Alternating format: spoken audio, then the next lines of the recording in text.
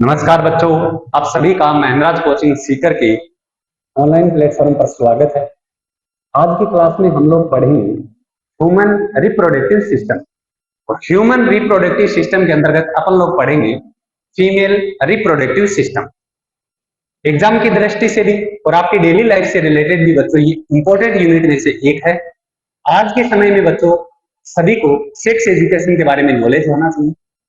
हम लोग शुरुआत करते हैं फीमेल रिप्रोडक्टिव सिस्टम से। बच्चों आप सबको पता होगा फीमेल रिप्रोडक्टिव सिस्टम से लगभग मोस्टली एग्जामों में क्वेश्चन आते हैं। और अपन बात करते हैं वेजाइना के स्ट्रक्चर से। शुरुआत करते हैं यहां से। बच्चों ये डायग्राम आप सबको दिख रहा होगा। इस डायग्राम में ये वाला जो बाहर जो दो लिप्स जैसी स्ट्रक्चर आपको दिख रही है, ये वाली जो संरचना दिख रही है, इसे बोलते हैं मेरे भाई लीबिया मेजोरा। क्या बोलते हैं? Libya majora. इस आउटरी स्ट्रक्चर को क्या बोलते हैं? Libya majora. इस लीबिया मेजोरा के अंदर की साइड जो संरचना होती है इसे बोलते हैं, ये वाली जो स्ट्रक्चर होती है, संरचना होती है, इसे बोलते हैं लीबिया मिनोरा। क्या बोलते हैं? Libya minora. आगे बच्चों यहां एक पॉइंट होता है जिसे बोलते हैं वेजाइनल ओपनिंग। क्या बोलते हैं? Vaginal opening. और इस वेजाइनल ओपनिंग के ऊपर एक मेम्ब्रेन होती है, एक झिल्ली होती है, जिसे क्या कहते हैं?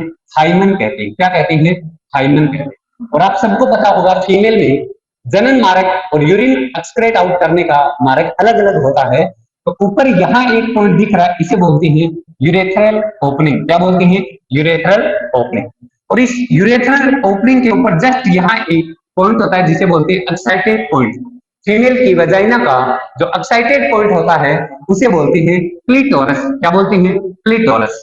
और यहाँ छोटे छोटे हेयर होते हैं, रोम होते हैं बच्चों, उसे क्या बोलते हैं? मॉन्स प्यूबिक बोलते हैं। क्या बोलते हैं? Mons pubic. ये आउटर स्ट्रक्चर होती है, बाहर से ऐसी संरचना दिखती है वेजाइना की। अपन आगे बढ़ते हैं बच्चों इसी यूनिट में।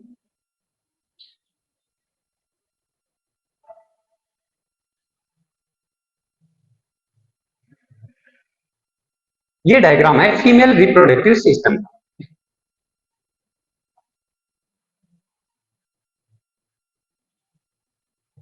ये जो दो स्ट्रक्चर दिख रही हैं आपको, ये जो संरचना दिख रही है, इन्हें बोलते हैं ओवेरी। क्या बोलते हैं?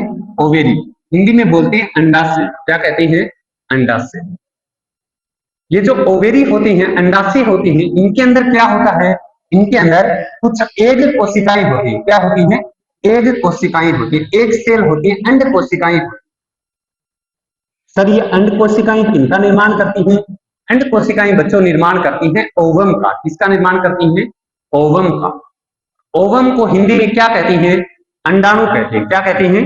अंडाणु। अब सबको पता होगा ओवम अंडाणु ह्यूमन बॉडी की, मानव शरीर की सबसे बड़ी कोशिका होती है। आपसे पूछे ह्यूमन बॉडी की, मानव शरीर की सबसे बड़ी कोशिका कौन सी होती है? ओवम या अंडाणु। जबकि ह्यूमन बॉडी की, मानव शरीर की सबसे छोटी कोशिका कौन सी होती है? स्पर्म या शुक्राणु, जो मेल के अंदर होती है। ओवेरी का नंबर कितना होता है बच्चों? एक ओवेरी इस साइड होता है, दूसरा ओवेरी किधर होता है? इस साइड होता है। नंबर कितनी होती है? 2। बॉडी के अंदर स्थित होती है। इस ओवेरी से ये एक सूक्ष्म नलिका निकल रही है, इस नलिका को बोलते हैं फेलोपियन ट्यूब। क्या बोलते हैं? Fallopian tube. इस साइड से भी एक फेलोपियन ट्यूब आती है और इस साइड से भी एक फेलोपियन ट्यूब आती है। ये वाला जो भाग दिख रहा है इसे बोलते हैं यूट्रस। हिंदी में बोलते हैं गर्भाशय, अपनी भाषा में हम लोग बोलते हैं बच्चादानी। क्या बोलते हैं? बच्चादानी। इस गर्भाशय के चारों ओर 3 मेम्ब्रेन पाई जाती है, 3 झिल्लियां पाई जाती हैं। 1, 2 और ये एक अंदर की साइड पाई जाती है। ऐसे 3 मेम्ब्रेन पाई जाती है। जो फर्स्ट मेम्ब्रेन होती है, पहली झिल्ली होती है, इसे बोलती है पायोमेट्रियम। क्या बोलते हैं? पायोमेट्रियम। पायोमेट्रियम के नीचे नंबर 2 जो मेम्ब्रेन होती है इसे बोलते हैं मायोमेट्रियम। क्या बोलते हैं? मायोमेट्रियम। और जो अंदर ही अंदर की जो झिल्ली होती है जिसे बोला जाता है एंडोमेट्रियम। सबको पता होगा बायोलॉजी की दृष्टि से जिन महिलाओं में पीरियड्स नहीं आते हैं बेटा, वे फीमेल क्या नहीं होती हैं? विज्ञान क्या कहती है, जिन महिलाओं के अंदर पीरियड्स नहीं आती है वे स्वस्थ नहीं है। पहले तो हम थोड़ी सी बात करते हैं पीरियड्स पे। तो अपन बात करते हैं पीरियड्स के बारे में, इसके बारे में बात करते हैं पीरियड्स। मेरे भाई पीरियड्स को ही बोला जाता है मिस्ट्रुअल साइकिल, और इसे ही बोला जाता है मासिक धर्म चक्र। क्या बोलती है? मासिक धर्म चक्र। एक नाम आप लोगों ने सुना होगा महामारी, एक नाम आप लोगों ने सुना होगा महावारी। मेरे भाई महामारी तो उस डिजीज को बोला जाता है, उस बीमारी को बोला जाता है जिसे प्रभावित होने वाला एरिया बहुत बड़ा हो। पीछे आप सबने कोविड का दौर देखा होगा, कोरोना काल देखा होगा, उससे प्रभावित होने वाला एरिया बहुत बड़ा था। इसी कारण कोविड को क्या घोषित कर दिया था? महामारी, ना कि महावारी। बच्चों, पीरियड्स कोई बीमारी नहीं होती, एक स्वस्थ महिला की पहचान होती है। इसी कारण पीरियड्स का दूसरा नाम होता है महावारी, ना कि महामारी। चलिए, इसी का अगला नाम क्या होता है? इसे बोला जाता है महावारी। अब अपन बात करते हैं पीरियड्स के बारे में। अक्सर बच्चों, जहां तक मैंने चीजों को नोट किया है, मैं जब भी क्लास में पीरियड्स के बारे में जिक्र करना शुरू करता हूं तो मैंने बहुत बार ऐसा नोट किया है कि अक्सर लड़कियां अपनी गर्दन नीचे कर लेती। मेरे बच्चों, आज के समय पढ़े लिखे होने के नाते, मैं एक शिक्षक होने के नाते मेरा फर्ज बनता है इन चीजों के बारे में आपको बताना और समझाना। बेटा, इन फ्यूचर कभी मैं, ऊपर वाले ने चाहा कि मैं एक बेटी का बाप बनूं, तो सबसे पहले मैं उसे एजुकेशन ही बेटा दूंगा, तो सेक्स एजुकेशन। जो लड़कियां आज भी गांवों से आती हैं, गांवों में कैसा समाज है, बहुत सारी बच्चियां ऐसी होती है जो अपने माँ बाप से, अपने भाई बहनों से खुलकर पीरियड्स के बारे में बात नहीं कर पाती। यहां तक कि कुछ महिलाएं, फीमेल्स तो ऐसी होती है जिनमें पीरियड्स 1 मंथ आ रही है, फिर 2 मंथ पीरियड्स आ ही नहीं रही, कभी 2 मंथ रेगुलर पीरियड आ रही, फिर बीच में 2-3 मंथ आ ही नहीं रही। बेटा, ये जीवन की सबसे बड़ी भूल कर रही है ऐसे बच्चे। अगर ऐसी कोई समस्या कभी भी जीवन में आए किसी भी बच्ची के साथ, तो सबसे पहले तो अपने माँ बाप के साथ बताना चाहिए। और ना भी मान लो कोई बच्ची ऐसी हो जो अपने मदर या फादर के आगे ना शेयर कर सके इन चीजों को, तो डायरेक्ट आप हॉस्पिटल जाओ बेटा, डॉक्टर की सलाह लो, अच्छे से गायनेकोलॉजिस्ट से संपर्क करें। कभी भी लापरवाही नहीं करो, क्योंकि बेटा इनका रिजल्ट एक दिन बहुत बुरा देखना पड़ सकता है। अब सबको पता है, जिन महिलाओं के अंदर पीरियड्स नहीं आते हैं वे बायोलॉजी की दृष्टि से स्वस्थ महिलाएं नहीं हैं, इन फ्यूचर आगे चलकर बच्चे पैदा नहीं कर पाएंगे, तो बहुत बड़ी समस्याएं आ जाएगी। और वैसे भी आप सबको पता है, ह्यूमन बॉडी बेटा, जैसी चीजें हमारी बॉडी के अंदर चलती रहती है ना, ये चीजें ऐसी की ऐसी हमारे ब्रेन में छप जाती है। ये तकलीफ लंबे टाइम तक किसी बच्ची के अंदर, किसी महिलाओं के अंदर चलती रहेगी, तो हमारी बॉडी इन्हीं चीजों को कैप्चर कर देगी बाबू। फिर आप लोग चाहे कितनी भी दवाइयां लो, आराम नहीं आएगा। तो ऐसी लापरवाही कभी भी नहीं बरतना, ठीक है बच्चों। पीरियड्स की बात करते हैं, तो पीरियड्स के दौरान, पीरियड्स का टाइम क्या होता है भाई? पीरियड्स के टाइम होता है 28 से 30 डेज का। और आपको पता है, शुरुआत के 4 से 5 दिनों तक क्या होती है बेटा? ब्लडिंग होती है। क्या होती है? ब्लडिंग होती है। और ब्लडिंग के साथ जो बच्चादानी के ऊपर 3 झिल्लियां होती हैं, उनमें अंदर ही अंदर की जो झिल्ली होती है उसे क्या बोला जाता है? एंडोमेट्रियम। ब्लडिंग के साथ एंडोमेट्रियम झिल्ली टूटकर बाहर आती है। हमने देखा था एंडोमेट्रियम झिल्ली, ये देखो, ये वाली जो मेम्ब्रेन होती है इसे बोला जाता है एंडोमेट्रियम झिल्ली। ये वाली जो झिल्ली है एंडोमेट्रियम, ये ब्लडिंग के साथ टूटकर बाहर आती है। शुरुआत के 4-5 दिनों तक तो क्या होती है? ब्लडिंग होती है, और ये एंडोमेट्रियम टूटकर कहां आएगी? बाहर आएगी, हर मंथ बच्चों। इसी कारण इस एंडोमेट्रियम झिल्ली को बोला जाता है टेम्परेरी मेम्ब्रेन, अस्थायी झिल्ली। जबकि जो 2 मेम्ब्रेन और बताई मैंने आपको, एक तो बताया था मायोमेट्रियम, दूसरी बताई थी पायोमेट्रियम, ये दोनों फिक्स होती हैं, इसी कारण इनको बोला जाता है स्थायी झिल्ली या परमानेंट मेम्ब्रेन। शुरुआत के 4-5 दिनों तक ब्लडिंग होती है, उसके बाद में जो बच्चादानी होती है, गर्भाशय होता है, इसके अंदर एक हल्का हल्का पीले रंग का लिक्विड पदार्थ बचता है, जिसे बोला जाता है कार्पल्स, कार्पल्स ल्यूटियस। क्या बोला जाता है बेटा? कार्पल्स ल्यूटियस। और ये कार्पल्स ल्यूटियस एक हार्मोन रिलीज करता है, उस हार्मोन का नाम क्या होता है? प्रोजेस्टेरोन। क्या नाम होता है? प्रोजेस्टेरोन। बेटा, अपन लोग इसी यूनिट के अंदर फीमेल रिप्रोडक्टिव सिस्टम के अंतर्गत हम लोग पढ़ेंगे कि एक महिला महिला की तरह ही बिहेव क्यों करती है। आगे रिप्रोडक्टिव सिस्टम के अंतर्गत अपन लोग पढ़ेंगे कि एक पुरुष पुरुष की तरह ही बिहेव क्यों करता है। बहुत सारी ऐसी महिलाएं होती हैं जिनमें पुरुषों के लक्षण आ जाते हैं, बहुत सारे ऐसे पुरुष होते हैं जिनमें महिलाओं के लक्षण आ जाते हैं। तो ये सब क्यों होता है। और लड़कों का तो अक्सर कहते हैं ना कि मतलब लड़के तो बड़ी मुश्किल से तो ढूंढ ढूंढ के खूबसूरत बीवियां लाते हैं और बच्चा पापा के चला जाता है। तो बच्चे ये सब भी कैसे होता है अपन इसी यूनिट के अंदर पढ़ेंगे। जैसे इसी यूनिट में मैं आपको समझाऊंगा बेटा कि ट्विंस बच्चे कैसे होते हैं, जुड़वा बच्चे चिपके हुए ट्विंस बच्चे जुड़वा बच्चे कैसे होते हैं। और बहुत सारे कपल्स ऐसे होते हैं जो बच्चे पैदा नहीं कर पाती, तो फिर उन्हें संतान पैदा करने के लिए टेस्ट ट्यूब बेबी की जरूरत पड़ती है। तो मैं आपको बताऊंगा टेस्ट ट्यूब बेबी क्या होता है। तो टेस्ट ट्यूब बेबी पूरी दुनिया में सबसे पहले कौन लेके आया, क्यों टेस्ट ट्यूब बेबी की जरूरत पड़ी, और पूरी दुनिया का पहला टेस्ट ट्यूब बेबी कौन है। अक्सर एग्जाम में पूछा जाता है क्वेश्चन। मेरा क्वेश्चन ये कमेंट बॉक्स में आप ज्यादा से ज्यादा बताना कि विश्व का पहला टेस्ट ट्यूब बेबी कौन है और किस देश का है। ये आप सारे कमेंट में कमेंट करके बताना मुझे। आगे कंटिन्यू करते हैं इसी यूनिट को। बच्चों पीरियड्स के दौरान शुरुआत के 4-5 दिनों तक तो क्या होती है, ब्लीडिंग होती है। और 4-5 दिन के बाद उस फीमेल के गर्भाशय के अंदर एक हल्का हल्का पीले रंग का लिक्विड पदार्थ बचता है, जिसे क्या बोला जाता है, कार्पल्स ल्यूटियस बोलते हैं। क्या बोलते हैं बेटा, कार्पल्स ल्यूटियस। और ये कार्पल्स ल्यूटियस एक हार्मोन रिलीज करता है, उस हार्मोन का नाम क्या होता है, प्रोजेस्टेरोन। क्लियर बेटा। आपसे पूछे कि प्रोजेस्टेरोन हार्मोन कहां से रिलीज होता है, आप लोग क्या बताओगे, कहां से रिलीज होता है, कार्पल्स ल्यूटियस से रिलीज होता है। और फीमेल के अंदर आप लोगों ने एक हार्मोन का नाम सुना होगा, उस हार्मोन को बोलते हैं एस्ट्रोजन। मेरे भाई ये एस्ट्रोजन हार्मोन कहां से रिलीज होता है, देखो ये जो ओवेरी होती है, इस ओवेरी के चारों ओर ऐसे एक मेम्ब्रेन पाई जाती है, एक झिल्ली पाई जाती है। इस झिल्ली का नाम होता है ग्रेफियन फोलिकल। क्या नाम होता है बेटा, ग्रेफियन फोलिकल।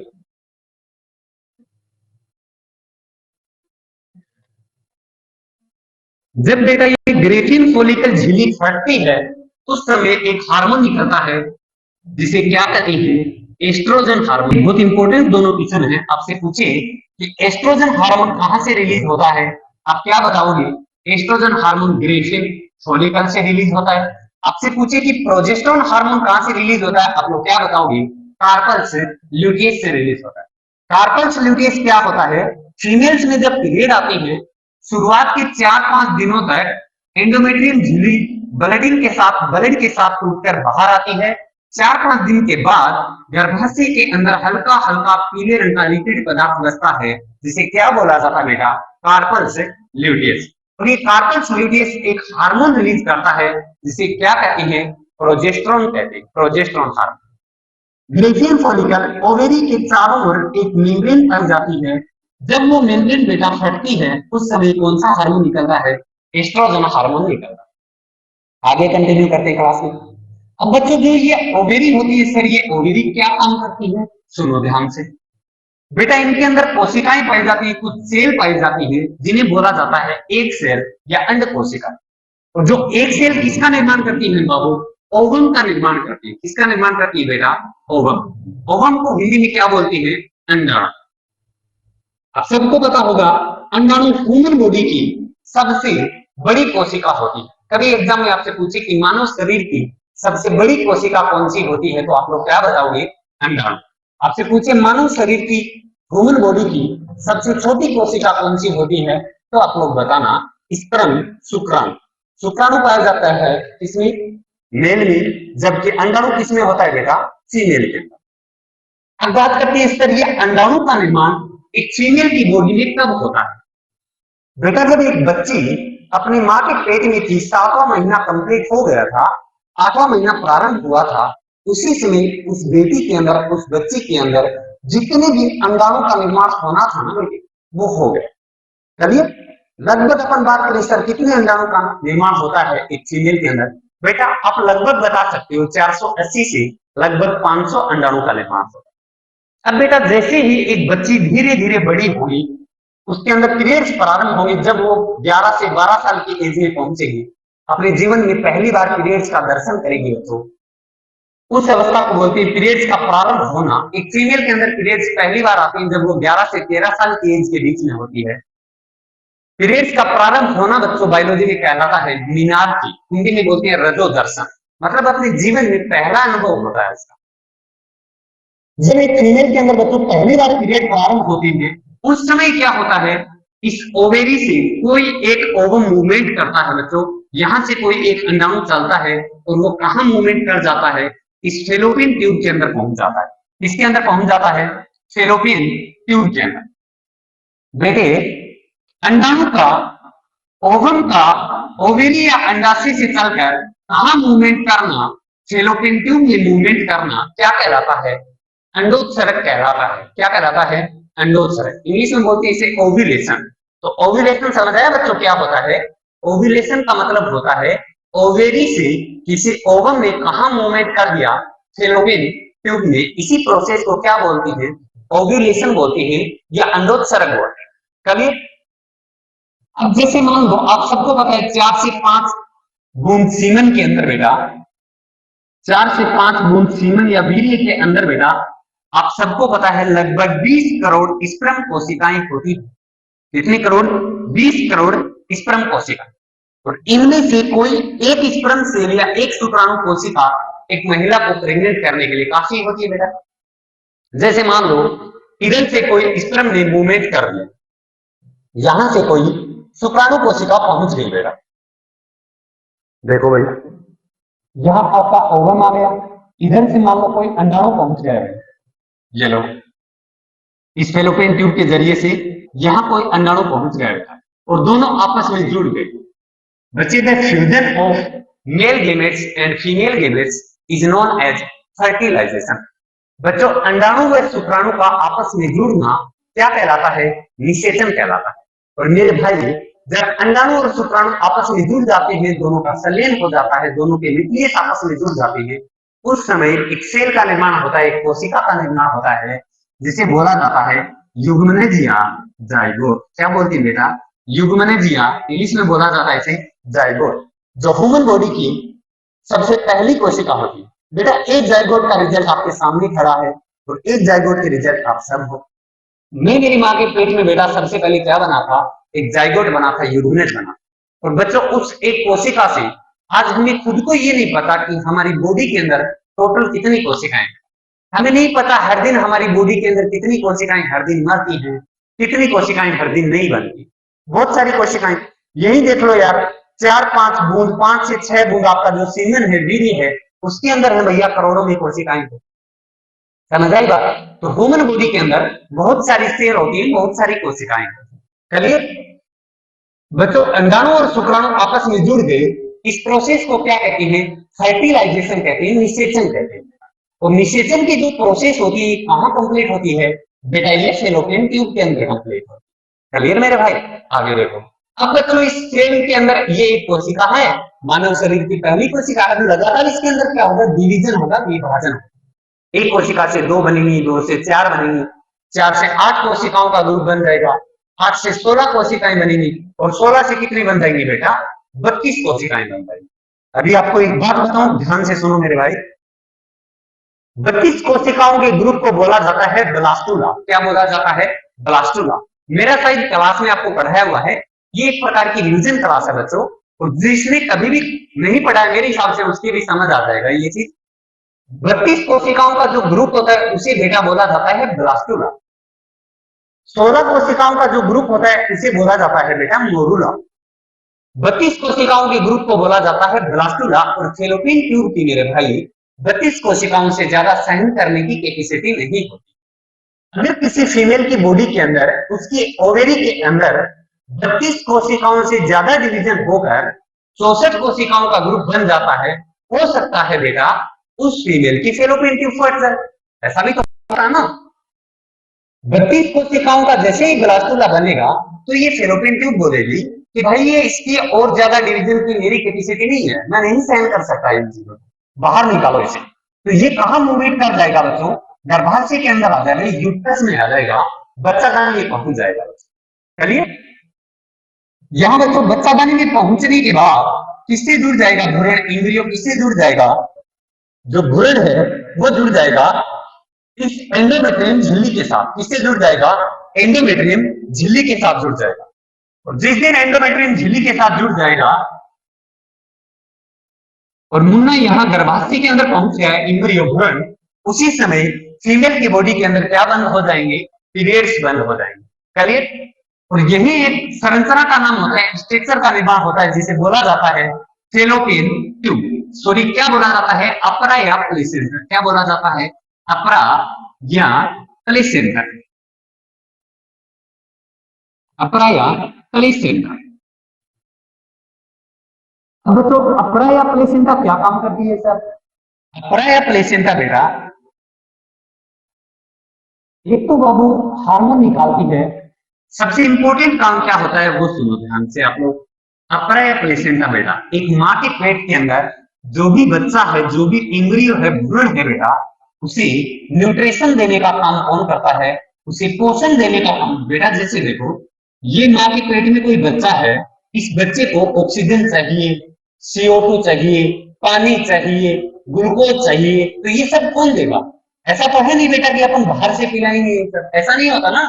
क्या कौन देगा बच्चे? ये अपरा या प्लेसेंटा देता है। एग्जाम में बहुत बार क्वेश्चन पूछा जाता है कि इंद्रियों को, भ्रूण को न्यूट्रिशन कौन देता है, तो आप लोग क्या बताओगे? अपरा या प्लेसेंटा। क्लियर बेटा? आगे सुनो, ये अपरा या प्लेसेंटा दो हार्मोन रिलीज करता है। कितने हार्मोन रिलीज करता है? दो हार्मोन। एक हार्मोन का नाम तो होता है HCG। क्या नाम होता है? यहां लिख रहा हूं, ध्यान से सुनो आप। एक हार्मोन का नाम तो होता है HCG और दूसरे हार्मोन का नाम होता है बेटे रिलैक्सिन। क्या नाम होता है? रिलैक्सिन। बच्चों ये HCG हार्मोन क्या करता है? इसे फीमेल का प्रेगनेंसी हार्मोन कहते हैं। मतलब यही हार्मोन बताता है बच्चों, देखो गर्भाशय के अंदर, बच्चादानी के अंदर जब बच्चा आ गया और ये मुन्ना एंडोमेट्रियम झिल्ली से जुड़ गया, फीमेल के अंदर क्या बंद हो गई? पीरियड्स बंद हो गई। तभी तो बच्चा, हम लोग क्या करेंगे? सलाइड टेस्ट लेके आएंगे मार्केट से, मेडिकल स्टोर से, और उस फीमेल की प्रेगनेंसी चेक करेंगे। प्रेगनेंसी में सुबह की यूरिन के आप लोग 2 बूंद डालोगे तो प्रेगनेंसी किट में पता चल जाता है कि लाली प्रेग्नेंट है या नहीं। सर ऐसा क्या कर दिया उस प्रेगनेंसी किट ने? 100-250 रुपए की प्रेगनेंसी किट ने ऐसा क्या कर दिया? ये बता दिया उसने कि फीमेल प्रेग्नेंट है या नहीं है। किस आधार पे बताया बच्चों? वो होता है HCG हार्मोन। क्या बेटा हेर्मोइड्रा के यूरिन के अंदर HCG हार्मोन होता है? बिल्कुल नहीं। अक्सर बच्चों के दिमाग में ये होता हुआ कि सर हर फीमेल के, सोच के देखो यार, HCG बेटा किसमें निकलेगा? किसके यूरिन में HCG हार्मोन मिलेगा? जिसके अपरा या प्लेसेंटा का निर्माण हो रखा है। और अपरा या प्लेसेंटा उन्हीं में मिलेगा बेटा जिनके पेट में क्या है? बच्चा है, जिसके गर्भाशय के अंदर। तो HCG हार्मोन क्या करता है? फीमेल की प्रेगनेंसी बताने वाला हार्मोन होता है। बहुत बार एग्जाम में क्वेश्चन आता है कि सलाइड टेस्ट का आधार कौन सा हार्मोन होता है? आप क्या बताओगे? HCG। मेरे भाई HCG का पूरा नाम होता है ह्यूमन कोरियोनल गोनेडोट्रोपिक हार्मोन। क्या नाम होता है? Human chorionic gonadotropic hormone. दूसरा बेटा ये रिलैक्सिन। रिलैक्सिन हार्मोन क्या करता है?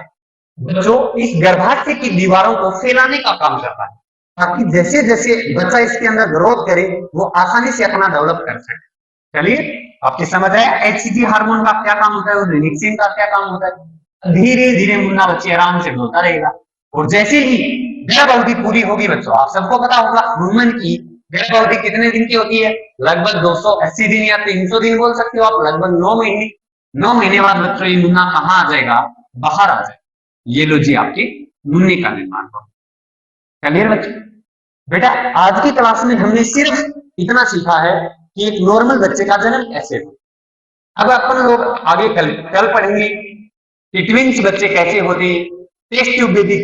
पहली बात तो सर टेस्ट ट्यूब बेबी की जरूरत क्यों पड़ी, जुड़वा बच्चे कैसे होते, ये सब हम लोग पढ़ेंगे नेक्स्ट क्लास में। ओके बच्चों, उम्मीद करता हूं आज का सेशन आपको अच्छा लगा होगा। हैव ए नाइस डे बच्चों।